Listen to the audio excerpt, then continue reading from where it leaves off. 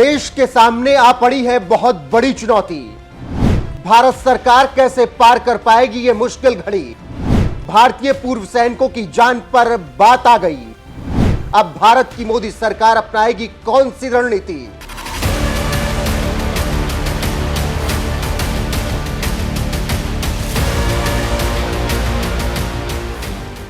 नमस्कार, मैं हूं आपके साथ रोहित। भारत की नरेंद्र मोदी सरकार का भौकाल पूरी दुनिया में है और लोग ये अच्छी तरीके से जानते हैं। अब भारत नरेंद्र मोदी राज में इतना मजबूत है कि कनाडा तक को आंख दिखा देता है।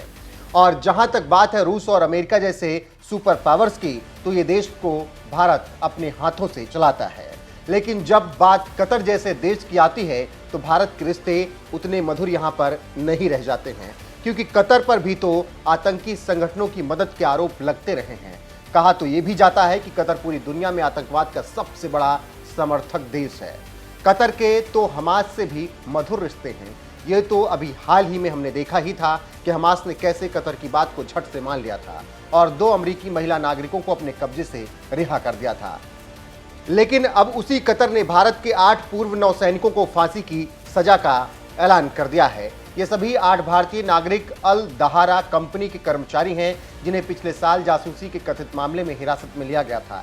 हालांकि कतर प्रशासन ने इन पूर्व नौसैनिकों के खिलाफ आरोपों को सार्वजनिक नहीं किया है, लेकिन पता चला है कि गिरफ्तारियां सुरक्षा संबंधी मामले को लेकर की गई हैं और अब इनको फांसी की सजा देने की घोषणा कर दी गई है, जिस पर अब मोदी सरकार विपक्षियों के निशाने पर आ गई है। जबकि मोदी सरकार सभी 8 पूर्व सैनिकों को कतर के कब्जे से सुरक्षित लेकर आना चाहती है। तभी तो कहा जा रहा है कि नरेंद्र मोदी के भारत के सामने जैसे एक बहुत ही बड़ी मुश्किल की घड़ी आ गई है, जिससे पार पाना भारत के लिए बहुत जरूरी है।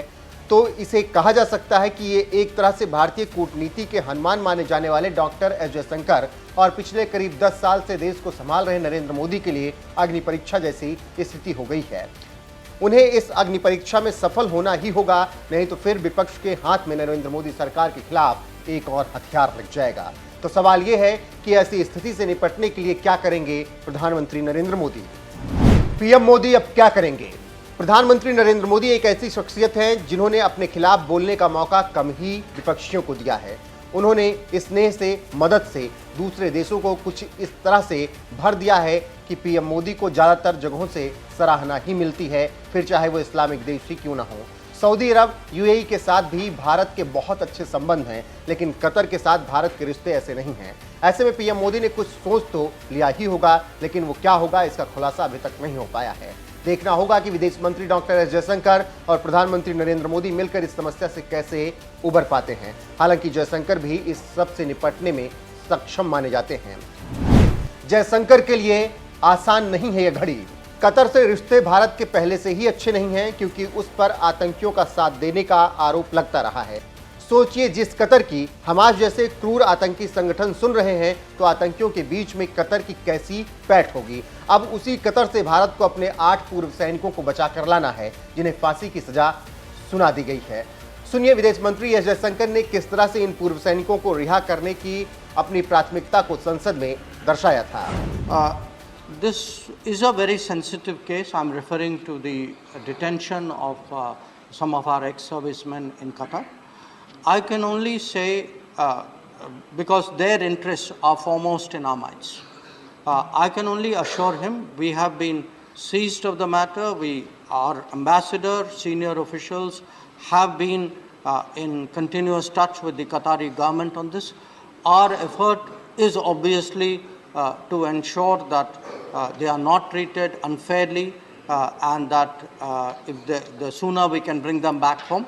So I assure you that they are very much, very strongly in our priorities in respect of Qatar, and it is something that इसके लिए संभव है कि भारत की नरेंद्र मोदी सरकार बैकडोर से टॉक पॉलिसी अब अपनाए। जी हाँ, क्या है बैकडोर टॉक पॉलिसी, चलिए वो भी आपको बता देते हैं। क्या होती है ये backdoor talk policy. Backdoor channel 2 देशों के बीच में कोई औपचारिक ऐलान किए बगैर बात करने को कह सकते हैं। तो संभव है कि कतर के साथ इस मामले को सुलझाने के लिए भारत यही नीति अपनाए। हालांकि इसके भी बहुत सफल होने के चांस नहीं है, क्योंकि भारत के कतर के साथ रिश्ते बहुत अच्छे नहीं हैं। ऐसे में सवाल ये उठता है कि फिर आगे क्या होगा, भारत के पूर्व नौसैनिकों को कैसे राहत मिलेगी। भारत के पूर्व नौसैनिकों को कैसे राहत मिलेगी। अब कतर की अदालत ने तो भारत के पूर्व सैनिकों को बीते दिन ही सजा सुना दी। ऐसे में राहत की कोई गुंजाइश तो दिखाई नहीं दे रही है। लेकिन हाँ, कतर के अमीर तमीम बिन अहमद अल थानी के पास इन भारतीय पूर्व सैनिकों को माफी देने का अधिकार है। कतर में 2 मौकों पर ऐसे कैदियों को माफी दी जाती है। पहला रमजान के मौके पर, दूसरा कतर के राष्ट्रीय दिवस पर। लेकिन अब रमजान का समय तो निकल चुका है। अब 18 दिसंबर को कतर के राष्ट्रीय दिवस का मौका है। बस उसी दिन से भारत एक उम्मीद लगाए बैठा है। इसमें भी भारत को अपना भरसक प्रयास करना होगा। भारत को जितनी भी गुंजाइश हो, जो कुछ भी हो सकता हो, सब कुछ करके दिखाना होगा। क्योंकि अब 18 दिसंबर ही वो तारीख है जिस दिन भारत के इन पूर्व नौसैनिकों के भविष्य का फैसला हो सकता है। 8 पूर्व अधिकारियों को पिछले साल 30 अगस्त को हिरासत में लिया गया था। इन सभी का ट्रायल इसी साल 29 मार्च को शुरू हुआ। विदेश मंत्रालय ने 6 अप्रैल को प्रेस कॉन्फ्रेंस कर इस बात की जानकारी भी दी थी कि इन सब लोगों को भारत की तरफ से कानूनी मदद मिलनी शुरू हो गई है। विदेश मंत्रालय के प्रवक्ता अरिंदम बागची ने बताया था कि 29 मार्च को इस केस की पहली सुनवाई हुई थी और इस सुनवाई को उस वकील ने भी अटेंड किया था जिसे इस केस के लिए नियुक्त किया गया था। दोहा स्थित एम्बेसी के साथ भारत लगातार संपर्क में बना हुआ है। लेकिन अब जब इन पूर्व सैनिकों को फांसी की सजा सुना दी गई है, तब से हलचल बहुत ज्यादा बढ़ गई है। वैसे आपको क्या लगता है, पिछले कुछ साल में जिस तरह से भारत की ताकत बढ़ी है, क्या कतर को मना पाने में भारत सक्षम होगा? क्या भारत अपने पूर्व सैनिकों को बचा पाएगा?